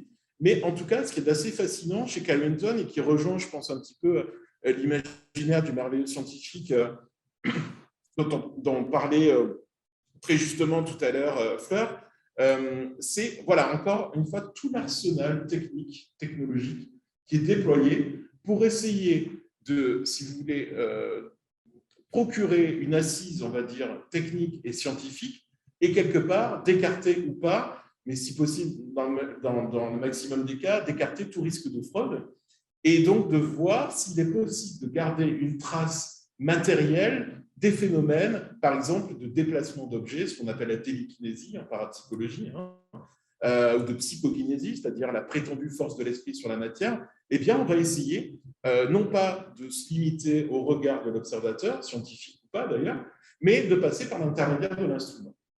À partir du moment où, effectivement, un médium prétend, par exemple, être capable de développer ce qu'on va appeler une force psychique, eh bien, pourquoi ne pas considérer que cette force, au même titre que les autres forces naturelles connues, puisse être mesurée? Alors, par exemple, Carrington va utiliser un galvanomètre pour voir effectivement sur la question de l'électromagnétisme, effectivement, s'il y a une incidence dans l'atmosphère qui environne la médium lors des séances. Donc, il va utiliser un galvanomètre. Il va utiliser aussi, il va inventer même des appareils qui vont émettre des sons, des sortes de petites sonnettes, de détecteurs de mouvement ou de capteurs de fréquence. Il va créer ce qu'il va appeler un ululomètre. Un ululomètre qui va être, lui, va avoir une utilisation assez intéressante puisqu'il va essayer, là, il teste ça avec son assistante, qu'on voit en bas à droite, mais lui, il se dit que le ululomètre, ça va permettre de détecter des présences électromagnétiques dans ce qu'on appelle les maisons hantées. Bon, il va proposer aux enquêteurs, aux investigateurs, d'embarquer un ululomètre avec eux pour voir si effectivement il y a une incidence sur, en termes de radiation, effectivement, de présence électromagnétisme dans certains lieux dits hantés. Voilà pour vous donner un petit aperçu assez concis de tout cela. Et évidemment, je pense avoir été assez clair là-dessus. Ce qui m'intéresse, c'est de voir ces liens et on va dire ce dialogue qui s'établit entre la science, les efforts effectivement de recherche scientifique et technique d'un côté, et de l'autre, cet imaginaire, on va dire, qui relève de l'occultisme, du spiritisme, avec des forces, ce que Camille Flammarion a appelé les forces naturelles inconnues. La possibilité qu'il y aurait, dans un futur plus ou moins proche, de découvrir certaines forces à l'œuvre, notamment qui prendraient leur origine dans l'esprit de l'homme. Avec des machines pour produire ces phénomènes, mais aussi pour les évaluer, voilà. Les mesurer et éventuellement les disqualifier. Oui, alors juste pour terminer là-dessus, effectivement, il y a un proche de Camille Flammarion au début du XXe siècle qui travaille là-dessus, spécifiquement sur la photographie. On y revient un petit peu. Il s'appelle Guillaume de Fontenay, qui est expert en photographie, qui est photographe lui-même, bien évidemment, et qui prend un malin plaisir à suivre Camille Flammarion durant ses expériences de spiritisme, et qui va établir une grande distinction entre deux types de photographie. De Fontenay dit qu'il y a deux types de photographie qu'on peut établir dans le cadre de l'occultisme et des expériences de ce genre. Il y a ce qu'on appelle la photographie d'exploration ou la photographie de recherche, qui permet de rendre visible l'invisible, c'est-à-dire c'est uniquement au moment du tirage que l'appareil photographique va permettre de révéler l'existence de certains phénomènes. Donc après, libre effectivement à l'observateur, possesseur ou spectateur on va dire, propriétaire du tirage de prendre en compte l'authenticité ou pas des phénomènes. Donc la photographie d'exploration d'un côté et la photographie de contrôle. Et la photographie de contrôle, contrairement à la première, qui permet quelque part d'amplifier le phénomène, la photographie de contrôle est justement celle qui, grâce à la machine, grâce à l'appareil, va permettre d'écarter les risques de fraude. Parce qu'elle va permettre à l'observateur un enregistrement du visible, pas de l'invisible cette fois-ci, mais du visible, c'est-à-dire ce à quoi il a assisté, et bien d'en avoir une preuve par l'image. Voilà. Très bien, merci beaucoup. Merci à vous. Merci beaucoup. Je rappelle que si on veut en savoir plus, il y a vos livres et votre exposition. Donc les livres à sortir début novembre, Apparition et surnaturel, et surtout l'exposition qui commence le 4 novembre jusqu'au 18 décembre sur la photographie spirite. Dans le cadre du Festival Photo Saint-Germain. Voilà, à la maison d'Auguste Comte, rue Monsieur le Prince. Tous et toutes, bien. Voilà. Et maintenant, on va se prendre les questions. Avant de prendre vos questions dans la salle, je vais me tourner vers notre médium, puisqu'elle assure la communication avec l'au-delà qui nous écoute et qui nous surveille.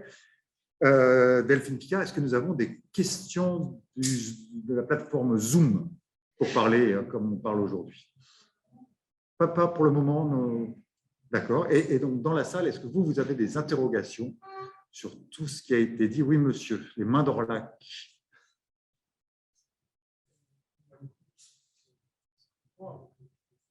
Exactement. Je n'ai pas entendu.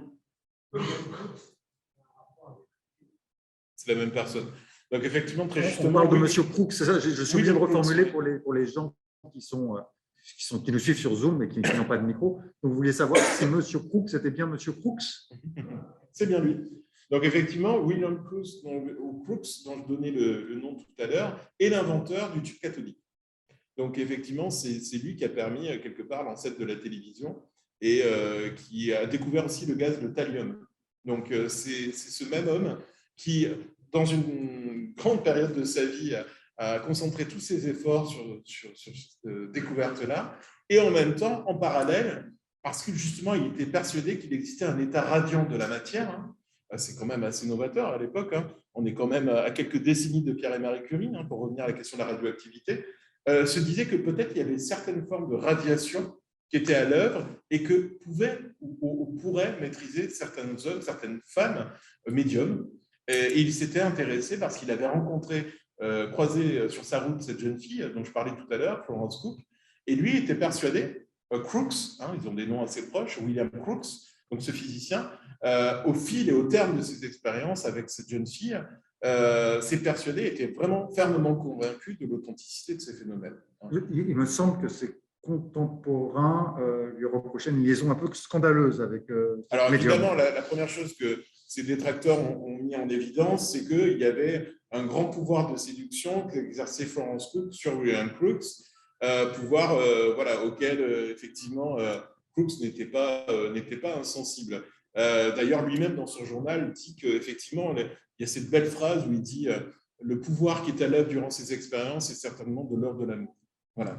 Donc, lui-même, de son propre aveu, effectivement, avait confessé cela. Mais au-delà de tout ça, quand on repense, effectivement, on voit les images, effectivement, elles sont troublantes, et en même temps, on se dit, mais comment un homme comme ça a pu croire, effectivement, en l'authenticité de ces phénomènes? On voit clairement qu'il y a une très grande ressemblance entre Florence, la jeune médium, et Cathy, qui est censée être le spectre.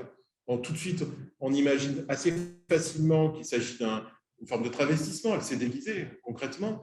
Et en même temps, on se dit, bon, il n'est pas tout seul lors des séances. Il a ses amis, mais il y a des savants, des experts, des photographes, des chimistes, des physiciens comme lui qui viennent l'épauler et qui attestent justement la réalité de cette médiumnité, puisqu'encore une fois, c'est une fille qui prétend avoir des pouvoirs de médium. Attendez, monsieur, je prends madame juste derrière vous. Je vous écoute.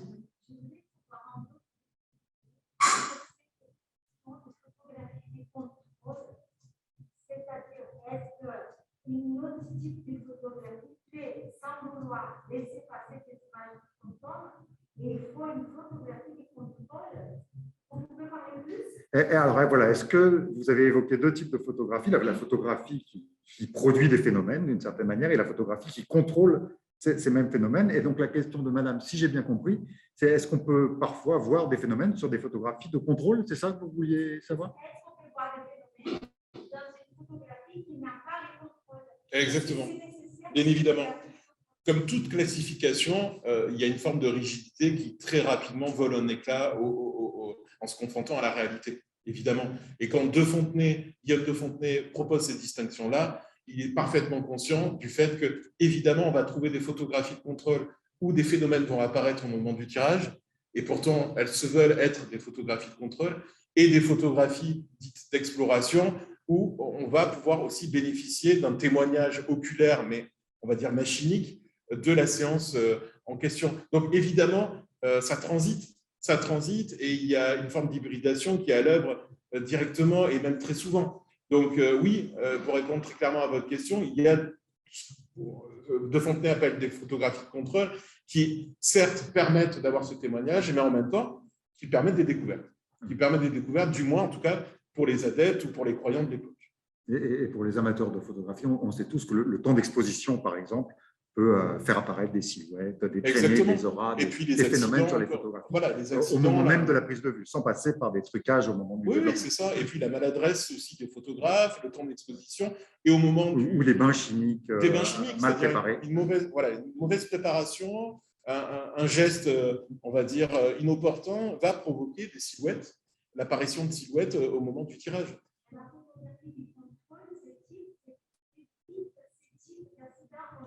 Alors, pour Guillaume de Fontenay, encore une fois que je citais, donc c'est ce proche collaborateur de Camille Flammarion, la photographie de contrôle, son objectif, c'est d'écarter tout risque de fraude. C'est par exemple la photographie de contrôle, on va utiliser la technique de la stéréoscopie. Il y a un certain David Brewster, en fait, qui va énormément travailler là-dessus. Donc, vous voyez ces images, effectivement, avec un léger décalage, qui, à la fois, c'est assez intéressant, sont utilisées par les scientifiques de l'époque, notamment dans ce type d'expérience, pour voir s'il n'y a pas des tours de passe-passe qui sont à l'œuvre de la part des médiums, et en même temps, les amateurs éclairés, ce qu'on appelle les amateurs éclairés, dans ceux qui produisent de la photographie de spectre, mais de pur divertissement, utilisent la même technique, et avec les lunettes stéréoscopiques, on va avoir cet effet un petit peu de 3D avant la 3D, où l'image en relief va donner vie à ces revenants. Mais oui, pour revenir à votre question, la photographie de contrôle, au départ, c'est un pur enregistrement du phénomène qui vient redoubler l'observation faite par le témoin oculaire qui était bien présent lors de la prise de vue. Alors, je viens à vous, mais d'abord, monsieur.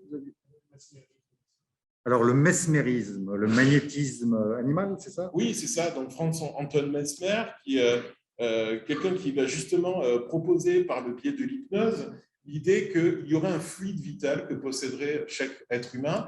Là, pour le coup, pour le dire très, très rapidement, le mesmérisme, le spiritisme va hériter de la tradition du magnétisme animal, ce qu'on va appeler le magnétisme animal et du mesmérisme, on va dire prodigué par Mesmer. En fait, il y a cette idée qu'il y a un fluide vital qui existe chez chaque être humain, qui est plus ou moins équilibré, et qu'on va pouvoir, on va dire, rééquilibrer par le biais de passes magnétiques. Ou concrètement, lors de crises, avec l'utilisation de ce que Mesmer appelle le baquet, on va pouvoir rééquilibrer effectivement ce fluide vital qui est présent, soi-disant serait présent en chacun d'entre nous. Et alors évidemment, ça va être très très vite condamné par les représentants de la communauté scientifique de l'époque. Très rapidement, au bout de quelques années, on va considérer qu'il s'agit d'une vaste fumisterie. Mais il utilise, Mesmer, en tout cas quelque chose qu'on utilise toujours aujourd'hui, qui est l'hypnose, en fait. C'est un des premiers, effectivement, à convoquer cette technique-là et qui va permettre de faire surgir ces crises qui sont des crises salutaires, quelque part, qui vont permettre de décharger, effectivement, une forme d'émotion ou une forme de psychisme qui viendrait nuire au fluide vital dont parle Mesmer. Mais effectivement, ce qu'on trouve comme fil conducteur, c'est la question du fluide psychique. Depuis Mesmer, effectivement, à cette époque-là, donc au XVIIIe jusqu'au XIXe, qui est le siècle à la fois du spiritisme, mais aussi de l'électricité, pour remettre… Et la naissance de la psychanalyse. Alors oui, effectivement, tout début 20e, avec cette préhistoire de la psychanalyse, quelque part, il y a cette continuité-là, quelque part, dans le domaine de l'occultisme, où depuis le fluide vital et l'action, on va dire, magnétique sur le psychisme humain, on va retrouver cette idée que les médiums aussi déploient à leur manière une force psychique, force capable, soi-disant, de mettre en mouvement des objets à distance par la force de l'esprit, la force du psychisme, et puis aussi, quelquefois, de communiquer avec les mains. Monsieur.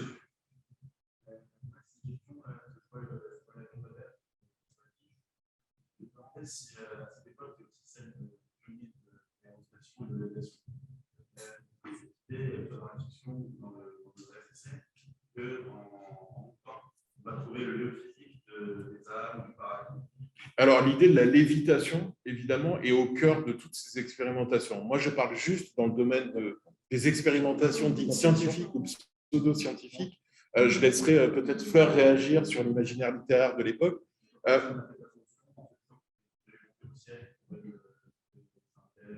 Alors, je ne sais pas effectivement s'il y a des saints en particulier qui sont désignés, mais en tout cas, il y a une volonté délibérée, justement, eh bien, de se libérer effectivement de cette pesanteur, et peut-être par le biais de certaines techniques, et auxquelles recourent d'ailleurs les médiums, eh bien, de se mettre à l'éviter. Je vous donne un exemple très concret, et je me limiterai à cela, peut-être pour faire réagir Fleur, qui est mieux à même, à mon avis, peut-être de revenir sur cette question de l'ascension, de la lévitation. Sur le plan scientifique, ou encore une fois pseudo-scientifique, dans toutes ces expériences-là, Camille Flammarion, par exemple, lors d'une séance de spiritisme dans un des cercles de Kardec à l'époque, dans les années 1870, va assister à la mise en mouvement d'une table et à la lévitation complète d'une table. Alors, sur le moment, il est comme tout le monde, il est extrêmement surpris. Il décide de s'asseoir sur la table. Il raconte dans ses mémoires qu'il va rester plusieurs secondes en lévitation sur cette table. Pour autant, il n'est pas persuadé complètement d'authenticité. Il doute encore de l'honnêteté de la médium en question, mais lui-même éprouve physiquement cette lévitation-là. Et puis, il y a des proches de Flammarion, d'autres occultistes, comme Albert de Rochat, qui est quand même administrateur de Polytechnique, c'est pas rien, qui va consacrer un ouvrage entier à la question de la lévitation. Donc, cette lévitation-là, elle aurait, en tout cas pour ces auteurs-là, une origine, encore une fois, dans le psychisme humain et dans cette prétendue force psychique capable d'agir directement sur la matière, ce qu'on va appeler un peu plus tard la psychokinésie, la prétendue action de l'esprit sur la matière. Et puis, on est dans une époque où les gens ont très, très envie de croire. J'aimerais bien vous entendre un peu, Fleur, nous parler du fakirisme. On l'a juste évoqué. Absolument, ils grimpent à des cordes qui tiennent toutes seules en l'air, ils s'envolent, ils ont des tapis volants. À partir des années 70-80, on va avoir beaucoup de récits de voyage qui reviennent sur différents événements qui ont pu être vus en Inde, de fakirs qui prétendument auraient pu léviter jusqu'à assez haut dans le ciel. Il se trouve que l'explication la plus souvent donnée, c'est plutôt que ces fakirs sont dotés de pouvoirs hypnotiques et qu'ils sont capables de fait de suggestionner la foule qui les entoure et qui ne lévitent pas véritablement.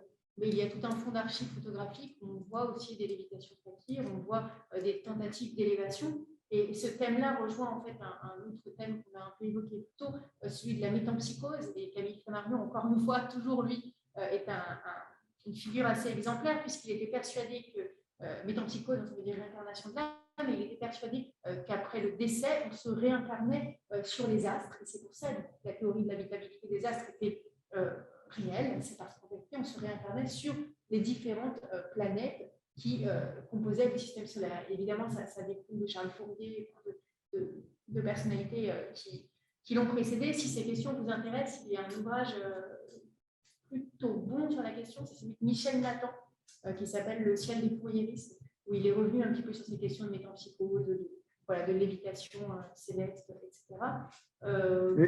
Et sur les fakirs, à l'époque, tout le monde se presse à Paris, dans les cabarets, sur les grands boulevards, pour assister aux démonstrations des fakirs. Absolument, alors là, c'est vraiment l'objet de ma recherche actuelle. Mon doctorat au CNRS porte vraiment sur le fakirisme. Ce n'est pas en rupture totale avec le merveilleux scientifique, au contraire, c'est plutôt un déplacement de mon objet de recherche pour s'intéresser cette fois aux arts du spectacle, puisque précisément à partir des années 1880 jusqu'à la fin des années 30, on va se rendre compte que sur les salles du music hall, dans les cafés-concerts, au cirque et dans les spectacles de prestidigitation, donc c'est intéressant de voir comment l'objet se diffuse dans des médias extrêmement variés, on va avoir quantité de spectacles de fakirs qui évidemment n'ont rien de fakir puisqu'il s'agit tout simplement de Français qui s'affublent de déguisements, qui s'affublent d'identités qui n'ont rien d'identité hindoue ou même religieuse. Et tous ces bonimenteurs prétendent être capables à la fois de se plonger en catalepsie, de sortir de leur corps, de se mettre en anabiose, de supporter de manière, en se mettant en ataraxie, en fait, des souffrances extrêmes. Mais ils en font la démonstration tous les soirs sur les boulevards. Alors là, ce qui est intéressant, c'est qu'en fait, à partir des années 1920, on va avoir un petit peu à la semblance du mouvement anti-spirit britannique, on va avoir des figures exemplaires qui vont s'opposer au fakirisme français, comme Paul Euzé, en fait, qui est vraiment une figure charismatique, et qui va s'amuser à reproduire des spectacles de fakir en montrant qu'il s'agit en vérité de s'auto-suggestionner ou de se mettre en condition. Je crois qu'il se fait enterrer sous plusieurs mètres de terre. Ouais, il va faire plein de choses. Il y a un livre totalement délirant où on le voit, c'est Fakir, fumistes et compagnie. Donc, le titre est très éloquent. On le voit sur la couverture lui-même avec une lame en fait, dans la bouche. Et encore aujourd'hui, on a des scènes de transe extatique dans des cérémonies culturelles, rituelles dans différents pays, notamment asiatiques, qui nous montrent exactement ce genre de phénomènes qui sont reproduits. Donc, de fait, le fakirisme à l'époque n'est pas du tout un phénomène de société anecdotique. Il va vraiment diffuser dans la culture médiatique de l'époque. Aussi en partie parce qu'à l'époque, on a l'avènement de la publicité et surtout une espèce de constitution de mythologie personnelle, un culte de la personnalité et toutes ces figures, le fakir birman, le fakir tarabais, beaucoup de fakirs femmes aussi, c'est assez intéressant. Donc il y a des femmes qui rentrent dans ce milieu-là. Et en fait, toutes ces personnalités savent très bien jouer de la publicité et sont omniprésentes dans la presse sous la forme de courrier du cœur, de courrier des lecteurs. On peut commander un talisman magique par voie postale, etc., etc. Et de fait, effectivement, le fakirisme, moi, me semble un objet intéressant, effectivement, pour toujours questionner ces relations science, métapsychie et puis la place de la technique. Et là, je rejoins tout à fait les questionnements de Philippe, puisque précisément, ces pseudo-fakirs, vous l'avez bien compris, pseudo-fakirs français vont utiliser l'électricité, vont utiliser différents appareillages techniques qui, évidemment, ne sont pas du tout usuel en fait dans la pratique du fakirisme telle qu'on la pratique en Inde et c'est là qu'il devient intéressant d'étudier ce transfert culturel puisque même quand les Français se déplacent en Inde pour aller voir des spectacles de fakir, évidemment c'est une acculturation déjà du fakirisme puisque les fakirs sur place en Inde ont bien compris que c'est un événement touristique et que c'est grâce à ça aussi qu'on finance une industrie. C'est l'orientalisme, hein. On est vraiment dans une manière aussi de colporter cette imagerie occidentale de l'altérité absolue avec sa dose bien mesurée de magie, de croyance et de fantasme aussi. Hein. Et il faut aussi considérer ça d'un point de vue aussi idéologique et culturel. Et pour revenir sur la question de monsieur, est-ce que dans les récits du merveilleux scientifique, il y a cette idée que l'aviation naissante, elle commence à bien fonctionner en 1920-1930, mais est-ce que l'aviation va permettre d'atteindre les paradis perdus, les hautes sphères, oui, mais là, les mondes éthériques sur la question extraplanétaire aussi, il va y avoir énormément de récits qui mettent en jeu la force psychique pour animer un bolide, pour aller dans l'espace. Est-ce que l'aviation permet d'aller dans des limbes, d'aller dans des mondes voisins? Alors là, comme ça, sur ma période donnée, je n'ai pas connaissance de récits qui permettent… Oui, en même temps, si on a des pouvoirs psychiques qui permettent d'aller sur d'autres planètes, on n'a pas tellement besoin des avions. Et encore une fois, comme je vous disais, cette question de la quatrième dimension, elle va arriver très tard en France, c'est vraiment les années 20. Et pour ce qui est des mondes voisins, et là, Philippe me rejoindra, on n'a pas besoin d'une fusée ou d'un avion pour aller dans un monde voisin. Pas besoin d'appareil. On reste immobile sur place et on communique techniquement. Donc, la force de l'esprit. Si je découvre un récit de ce type, évidemment, je communique à Philippe, mais je n'ai pas idée d'un récit où on utiliserait un bolide pour aller dans le monde des esprits. Finalement, le but, c'est de se libérer de la chair et se libérer de la technique quelque part aussi, paradoxalement. C'est-à-dire qu'à force d'utiliser la technique, de recourir à l'instrumentation, quelque part, le but ultime, c'est de se dispenser de tout intermédiaire, finalement, ce qu'on vise. Donc, d'avoir un accès direct au monde des âmes, au monde extraterrestre au sens strict du terme, extra-humain. Le monde réel ne suffit pas, il faut un autre monde que le monde réel. Voilà, quatrième dimension. Est-ce qu'il y a d'autres questions? Oui, monsieur. Alors, madame d'abord, et vous, monsieur, ensuite.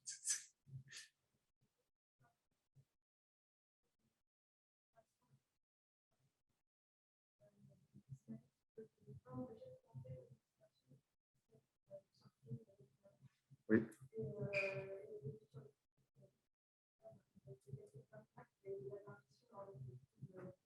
Il y a un lien direct, évidemment. Fleur l'a un peu évoqué en parlant de l'hypnose. Oui, alors là, moi, je suis moins compétente sur ce sujet. Moi, je m'étais plutôt intéressée aux médiums qui faisaient des trans extatiques vers les extraterrestres. D'accord. Je pense que c'est plutôt Philippe qui va on va laisser les extraterrestres, on va se tourner vers les hystériques et Charcot. Vous n'aviez pas parlé de Charcot? Si, oui, bien sûr. oui, évidemment, mais sur la question de la réception de l'hypnose au sein de la salle des prières, est-ce que ça vous dit de l'intégration d'une pratique justement restée aux franges de la science? Pour le dire très clairement, pour reprendre effectivement votre interrogation à juste titre, l'idée c'est que l'étude de l'hystérie par Charcot non seulement en fait prend place ou convoque, explore et exploite un terrain qui est de l'ordre du surnaturel, effectivement avec la technique de l'hypnose, mais aussi concrètement Charcot et certains de ses disciples vont considérer que les hystériques entre guillemets sont aussi des visionnaires. Hein, et à leur manière des médiums. Il y a certains textes, comme ceux de Gilles de la Tourette, collaborateur évidemment de Charcot, vont mettre en avant cela. C'est-à-dire qu'elles auraient, ces femmes, la capacité de voir l'avenir, de voir des milieux, des espaces, des lieux qui dépassent de loin leur culture et leur propre environnement. Donc, effectivement, c'est un état modifié de conscience. La transe dans laquelle elles vont être plongées volontairement par ces médecins, qui permet d'accéder à d'autres degrés, soi-disant, de réalité. Donc le lien, oui, tout à fait, il existe parce qu'il y a chez les hystériques de Charcot certaines femmes qui prétendent, qui semblent montrer disposer de certains pouvoirs, effectivement, de médiumnité. Et là, effectivement, on retrouve les travaux de Nicole Edelman, avec qui j'ai travaillé, et qui a justement eu la gentillesse de préfacer mon dernier ouvrage, qui justement a travaillé là-dessus, ce qu'elle appelle les métamorphoses de l'hystérique. Et elle établit ce lien-là et en même temps cette discontinuité. Elle montre de quelle manière, finalement, les médiums de la fin du 19e, début 20e, reprennent quelque part à leur manière certains codes, certains signes et s'inscrivent dans cette histoire-là. Tout à fait. Et est-ce que ces hystériques n'étaient pas 100 ans plus tôt les possédés, les sorcières? Alors, c'est ça, c'est toute la difficulté. C'est aussi de voir de quelle manière la domination masculine et l'Inquisition, quelque part, qui a sévi sur le corps de ces sorcières, a pu sévir après, par la suite, sur le corps et l'esprit de ces médiums, et notamment ces hystériques dont on parle. Il y a cet ouvrage « Les démoniaques de l'art », quand même, hein, effectivement, de Charcot, où justement on retrouve cette question de l'incidence de ce pouvoir sur la réalité, notamment artistique, et sur les représentations. Mais pour revenir là-dessus aussi, ce qu'il ne faut pas oublier, c'est que dans la démarche de Charcot, avec la prétendue hystérie de ces femmes, ce qui est à l'œuvre, c'est une volonté de pathologiser, quelque part, et de condamner, de restreindre, de stigmatiser le corps et l'esprit de ces femmes. Hein. Donc, il y a une volonté de réduire, quelque part, ce fantasme de maîtriser un pouvoir qu'on n'arrive pas à canaliser, qu'on va qualifier de sorcière d'autres siècles, qu'on va qualifier de médium un peu plus tard, eh bien, on va le qualifier d'hystérique à cette époque-là, à travers le regard singulier de certains représentants masculins, j'insiste un peu lourdement là-dessus, du corps scientifique. Voilà, pour le dire de manière très ramassée en quelques mots. D'autres questions? Oui, monsieur. Fleur, c'est pour vous.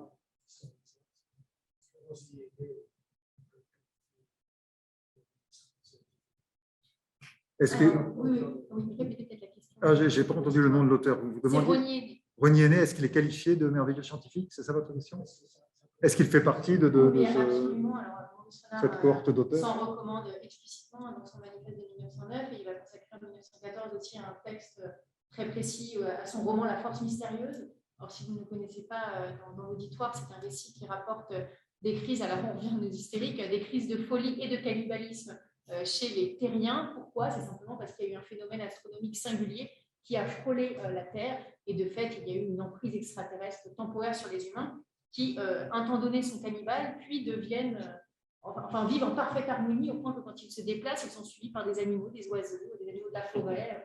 C'est vraiment des scènes assez idylliques. Et oui, tout à fait, Rognier est vraiment considéré, selon Maurice Renard, comme un précurseur, avec des récits comme l'Exithéus, effectivement comme la mort de la Terre un peu plus tard. Et ce qu'il appréciait chez lui, c'était notamment sa rigueur scientifique. Et effectivement, si cette question de Rognier vous intéresse, j'ai un collègue qui s'appelle Clément Lunel et qui va publier, on espère très bientôt, sa thèse sur Rognier et le roman scientifique.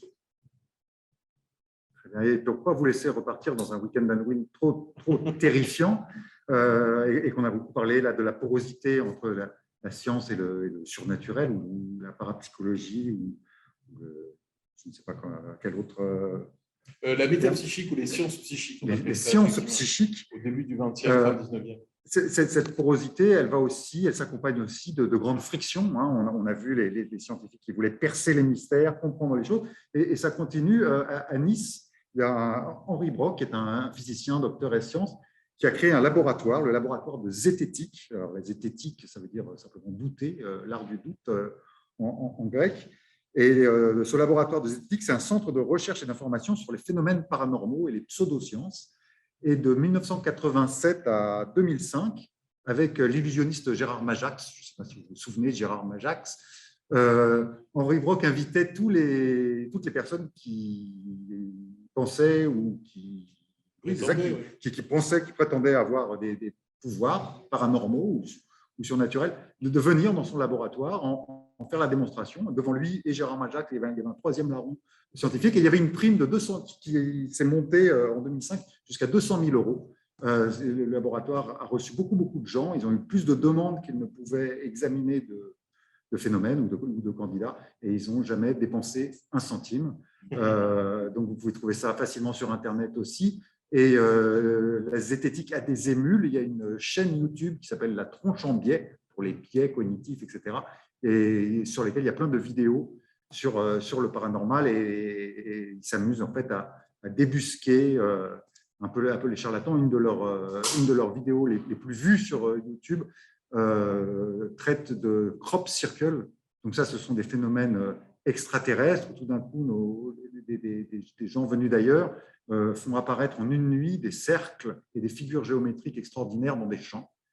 Et en fait, nos zététiciens, avec des petites planchettes et des cordes, sont allés dans un champ la nuit faire ces crop circles sans le dire à personne. Et ensuite, on regardait ce qui se passait, et effectivement, toute la presse et des tas de curieux sont venus assister à ce phénomène extraterrestre jusqu'au moment où ils ont expliqué que c'était eux qui avaient fait cette mauvaise blague. Voilà. Est-ce qu'il y a d'autres choses? Oui. Delphine. Ah, des questions de l'au-delà.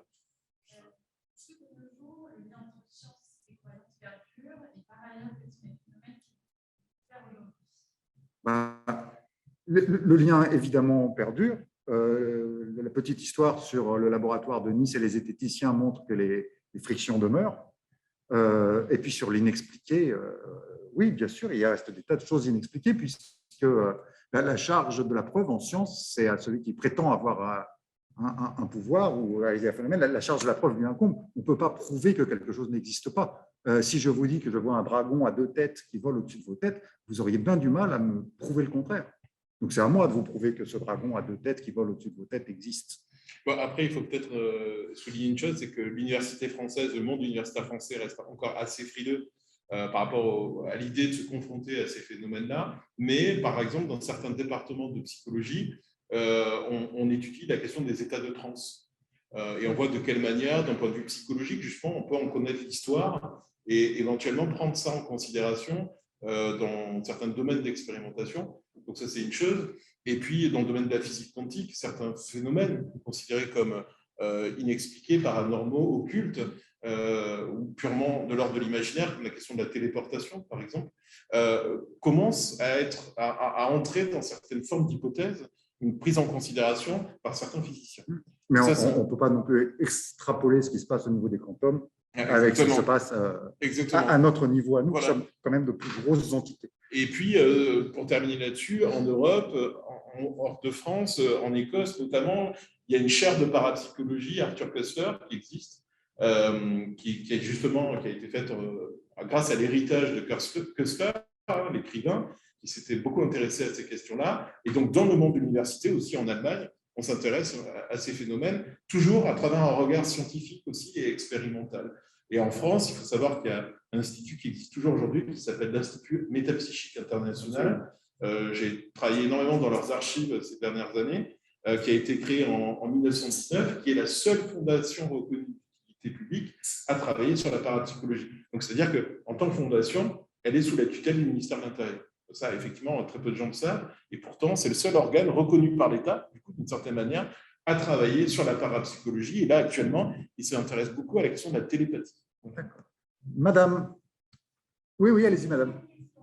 Connaissez-vous des recherches sur la physique des corps, la théorie des corps, Oui. avec des phénomènes? Ah ben voilà, on va faire de la physique quantique. C'était pas prévu, mais allons-y, la théorie des cordes. Des recherches sérieuses qui seraient en mesure de lier ces phénomènes-là, non. Je vous le dis très clairement, non, aucune. Aucune. Parce qu'il parle qu'il faut passer d'une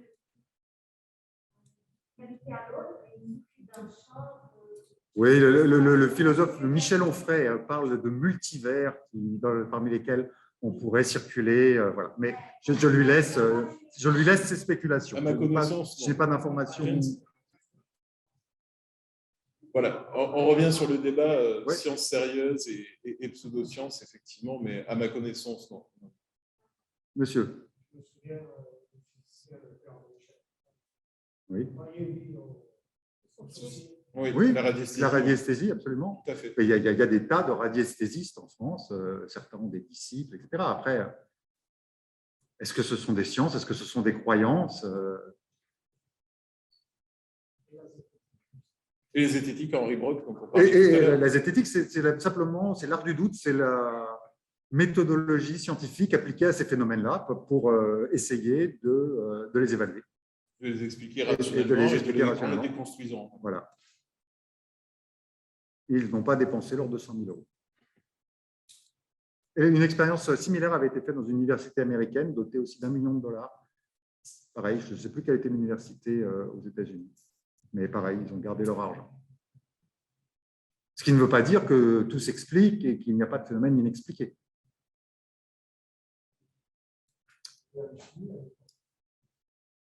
Oui, on pourrait encore effectivement Parler de la tradition de l'alchimie. Ah, de l'alchimie, oui, mais c'est devenu Ça la sera chimie. peut-être l'objet d'une prochaine discussion. C'est devenu la chimie.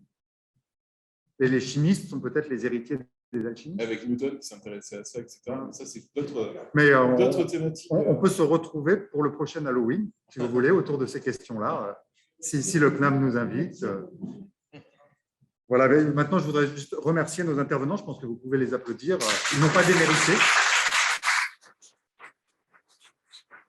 Je voudrais vous remercier aussi et remercier le public qui nous a suivis sur Zoom.